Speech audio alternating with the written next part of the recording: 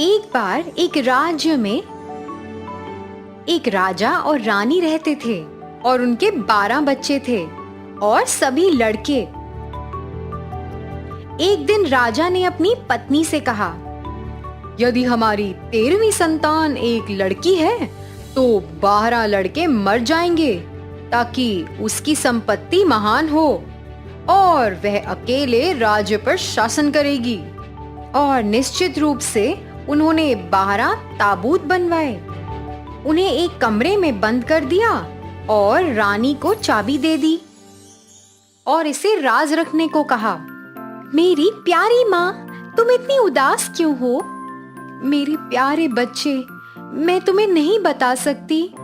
उसके बेटे ने उसको अकेले नहीं छोड़ा और इसलिए उसने उसे ताबूत दिखाए और स्थिति के बारे में भी बताया। जैसे ही वह बोली और रोई, उसके बेटे ने उसे दिलासा दिलाया, मेरी माँ, तुम रो मत, हम अपना ख्याल रख लेंगे और यहाँ से भाग जाएंगे। अपने 11 भाइयों को साथ लेकर जंगल में जाओ। तुम में से एक को सबसे ऊंचे पेड़ पर चढ़ना होगा। वहां चढ़ के तुम महल की ओर देखते रहो। अगर मैं छोटे बेटे को जन्म देती हूँ तो मैं एक सफेद झंडा उठाऊंगी। यदि मैं एक छोटी बेटी को जन्म देती हूँ तो मैं एक लाल झंडा उठाऊंगी। और फिर तुम्हें जितना हो सके उतना तेजी से भागना है। उसने अपने बच्चों को आशीर्वाद दिया और वे जंगल में चले गए। एक एक करके वो नजर रखते थे। सबसे ऊंचे पेड़ पर बैठकर मीनार की ओर देखते रहते थे। 11 दिन बीत जाने के बाद अब ये बेंजामिन की बारी थी। उसने देखा कि एक झंडा उठाया गया है। यह सफेद नहीं था बल्कि लाल ध्वज था। अब वे सभी मरने वाले थे। जब बाकी भाइयों ने यह सुना तो वे क्रोधित हो गए और रो पड़े। क्या हम किसी लड़की की खातिर मौत को झेलने वाले हैं? हम शपथ लेते हैं कि हम बदला लेंगे। जहां भी हम कोई लड़की देखेंगे उसे नहीं छोड़ेंगे। फिर वे जंगल में गहराई में चले गए और उन्हें एक घर मिला जो खाली था।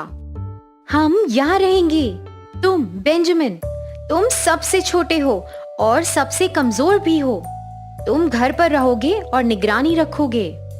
हम जाएंगे और खाने की चीजों को प्राप्त करेंगे।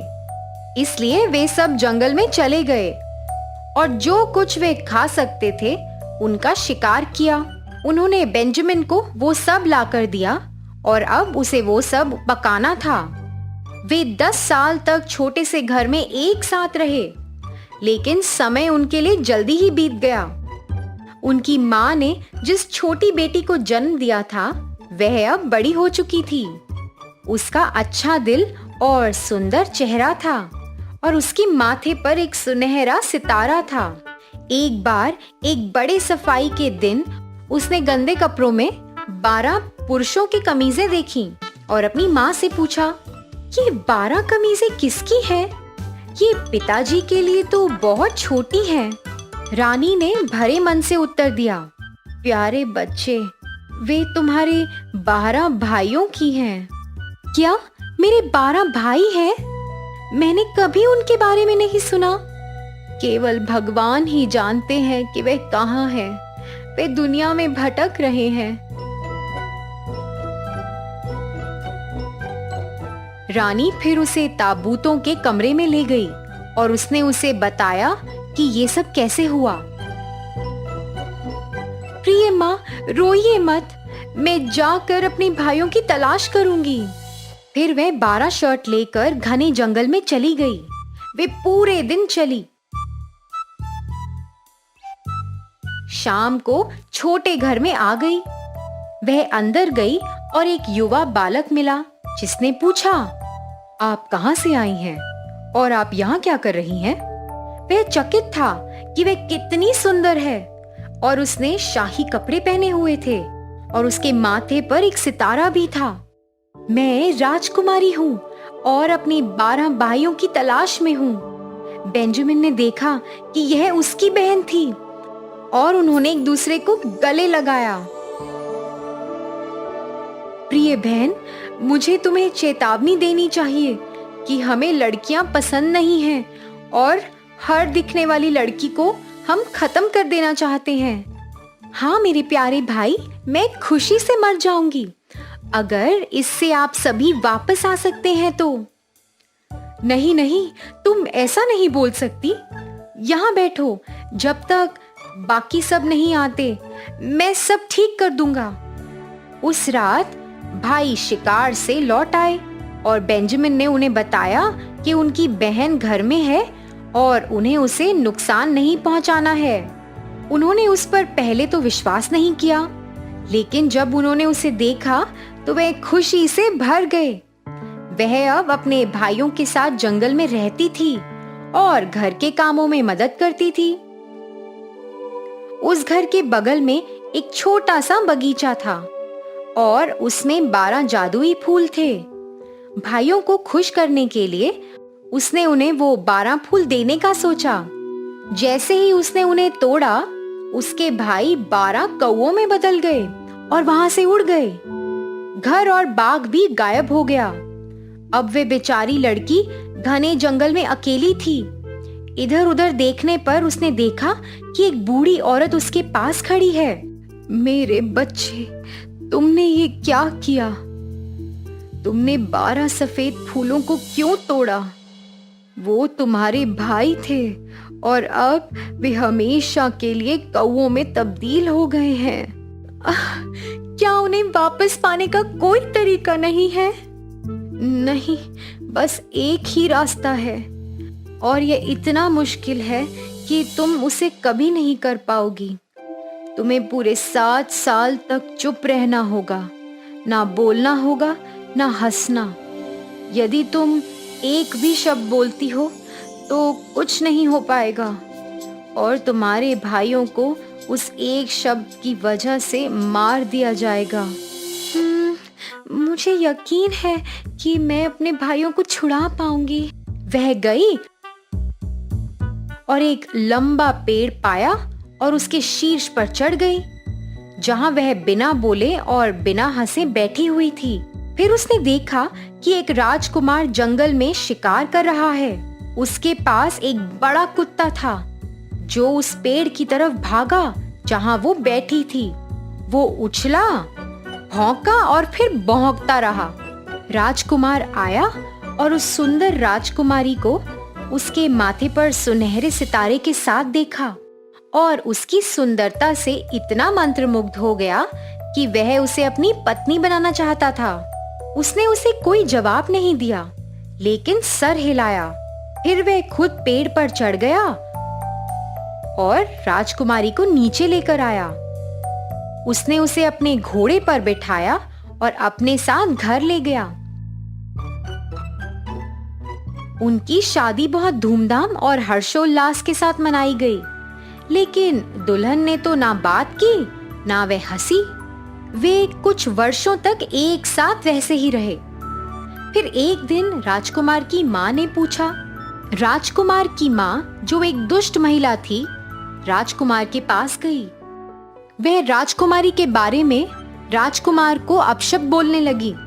तुम ये किस भिखारी को घर ले आए हो? कौन जानता है कि वह चुपचाप क्यों है? कुछ खतरनाक हो सकता है। यहाँ तक कि अगर वह मुंह नहीं खोल सकती तो हंस तो सकती है। जो कोई हंसता नहीं है वह दुष्ट है। पहले तो राजकुमार इस बात पर विश्वास नहीं करना चाहता था, लेकिन बूढ़ी औरत ने इतने लंबे समय तक उस पर दुष्ट बातों का आरोप लगाया कि राजा ने आखिरकार खुद को मना लिया और उसने उसे मौत की सजा सुना दी। प्रांगण में एक महान अग्नि को जलाया गया, जहां उसे जलाकर वह मार देना चाहता था। राजा अपनी खिड़की पर था और रोती हुई आंखों से उसे देख रहा था, क्योंकि वह अभी भी उससे प्यार करता था। आग उसके कपड़ों तक पहुंच चुकी थी। फिर 7 साल का आखिरी क्षण बीत गया।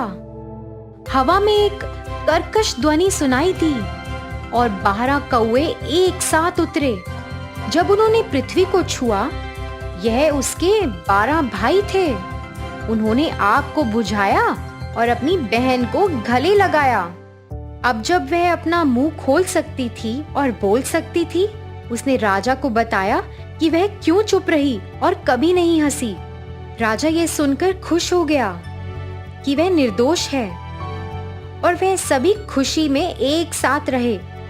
दुष्ट सौतेली माँ को अदालत के सामने लाया गया और उबलते तेल में जहरीले सांपों के साथ उसे वहां डाल दिया और फिर वह भस्म हो गई। एक बार की बात है, एक बूढ़ा आदमी और उसकी पत्नी एक गंदी सी झोपड़ी में रहते थे। यह एक भव्य महल से ज्यादा दूर नहीं थी जहां राजा और रानी रहते थे। लेकिन अजीब बात तो ये थी कि झोपड़ी की विकट स्थिति के बावजूद बूढ़ा व्यक्ति बहुत अमीर था, क्योंकि वह बहुत कंजूस था। वह अक्सर पूरे दिन बिना खाना खाए रहता, जिससे सोने का व्यापार कर सके। लेकिन कुछ समय बाद तो उसने सोचा कि उसने खुद को बहुत बार भूखा रखा है। वह बीमार पड़ रहा था और ठीक होने की कोई ताकत नहीं थी। कुछ दिनों बाद उसका देहांत हो गया। उसकी पत्नी और एक बेटा अकेले रह गए। उसके बेटे का नाम था जॉन।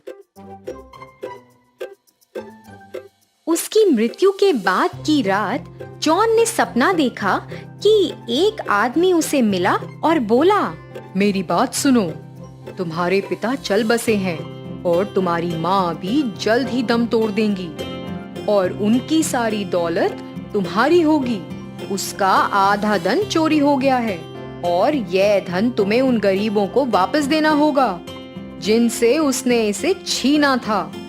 दूसरे आधे हिस्से को तुम्हें समुद्र में फेंकना होगा। पैसे को पानी में डूबते हुए देखो और अगर कुछ भी बचा रहता है तो उसे पकड़ो और उसे अपने पास रखो, भले ही वह कागज के टुकड़े ही क्यों ना हो। फिर वह आदमी गायब हो गया और जॉन जाग गया। सपने ने उसे बहुत परेशान कर दिया था। वह उस धन दौलत के साथ भागना नहीं चाहता था जो उसके पिता ने छोड़ दी थी। अब जॉन ने थोड़ा आराम और खुशी की उम्मीद की थी, मगर वह ईमानदार और नेकदिल भी था और अगर उसके पिता ने गलत तरीके से अपनी संपत्ति बनाई थी तो उसे लगा कि वह कभी भी इसका आनंद नहीं उठा पाएगा। अंत में उसने अपना मन बना लिया, जैसा कि उसके सपने में बताया गया था। उसने पाया कि गांव के सबसे गरीब लोग कौन थे और अपना आधा धन उनकी मदद करने में खर्च कर दिया और दूसरा आधा हिस्सा उसने अपनी जेब में रख लिया। फिर वह समुद्र में चला गया और एक चट्टान से जॉन ने धन को समुद्र में फेंक दिया। एक क्षण में वो दृष्टि से बाहर हो गया और कोई भी व्यक्ति उस स्थान को नहीं पा सकता था जहां वह धन डूब गया था। बस कागज के कुछ छोटे टुकड़े पानी पर तैर रहे थे। जॉन ने ध्यान से हाथ बढ़ाया और टुकड़ों तक पहुंचने में कामयाब रहा और इसे खोलने पर उसे 6 शिलिंग अंदर लपटे हुए मिले। अब उसके पास यही पैसा बचा था। जॉन ने खड़े होकर इसे सोच समझकर देखा। ठीक है, मैं इसके साथ बहुत कुछ तो नहीं कर सकता, लेकिन 6 शिलिंग कुछ नहीं से तो बेहतर हैं। फिर उसने उन्हें फिर से लपेट लिया और उन्हें अपने कोट में रख लिया। जॉन ने अगले कुछ हफ्तों के लिए अपने बगीचे में काम किया और वह और उसकी माँ फल और सब्जियों के साथ अपना जीवन व्यतीत कर रहे थे। फिर अचानक एक दिन उसकी माँ का देहांत हो गया। उसे बहुत दुख हुआ जब उसने उसे अपनी कब्र में लिटाया और भारी मन से वह जंगल में गया। ना जाने वह कहाँ जा रहा था। चलते चलते उसे भूख लगने लगी और उसके सामने एक छोटी सी झोपड़ी देखकर उसने दरवाजा खटखटाया और पूछा कि क्या वह उसे कुछ दूध दे सकते हैं। बूढ़ी औरत जिसने दरवाजा खोला उसे अंदर आमंत्रित करती है और रात वही बिताने को कहती है। जॉन के प्रवेश करने पर 2 महिलाएं और 3 पुरुष खाना खा रहे थे और चुपचाप उनके बगल में बैठने के लिए जगह बनाई। जब उसने खाना खत्म कर लिया तो उसने अपने चारों ओर देखा और एक जानवर को आग के पास बैठा देखकर वह आश्चर्यचकित रह गया। यह भूरे रंग का था और बहुत बड़ा भी नहीं था, लेकिन इसकी आंखें बड़ी और बहुत चमकीली थीं और यह एक अजीब तरीके से गाते हुए प्रतीत हो रहा था, जंगल के किसी भी जानवर से बिल्कुल विपरीत। उस विचित्र छोटे जीव का नाम क्या है? हम इसे बिल्ली कहते हैं। मैं इसे खरीदना चाहता हूँ। अगर यह बहुत महंगा नहीं है, यह मेरे लिए अच्छा साथी होगा। तो उन्होंने उसे कहा कि वो ये 6 शिलिंग में ले सकता है। युवक ने अपना कीमती सा कागज निकाल लिया, उन्हें 6 शिलिंग सौंप दिए और अगली सुबह उन्हें विदाई दी और बिल्ली भी उसके साथ चली गई। पूरे दिन वे घास के मैदानों और जंगलों में घूमते रहे। शाम तक वे एक घर में पहुंचे। युवा साथी ने दरवाजा खटखटाया और एक बूढ़े व्यक्ति से पूछा, जिसने दरवाजा खोला, कि क्या वो उस रात वहां आराम कर सकता है। उसने ये भी बताया कि उसके पास पैसे नहीं हैं। ठीक है बेटा, आप यहाँ रह सकते हैं। फिर वह उसे एक कमरे में ले गया जहाँ 2 महिलाएं और 2 पुरुष भोजन कर रहे थे। महिलाओं में से एक बूढ़े व्यक्ति की पत्नी थी, दूसरी उसकी बेटी थी। उसने बिल्ली को एक स्थान पर रख दिया और वे सभी इस अजीब से प्राणी की चर्चा करते हुए उसके चारों ओर खड़े हो गए थे और बिल्ली उनके प्रति स्नेही हो गई और उसने गाना शुरू कर दिया। महिलाएं खुश हो गईं और उन्होंने बिल्ली को बहुत कुछ खाने को दिया। जॉन की कहानी सुनने के बाद और कैसे उसके पास बिल्ली को छोड़कर और कुछ भी नहीं था, बूढ़े आदमी ने उसे महल में जाने की सलाह दी, जो कुछ ही मील दूर था। उसने उसे राजा की सलाह लेने को कहा, जो सभी के लिए बहुत दयालु था।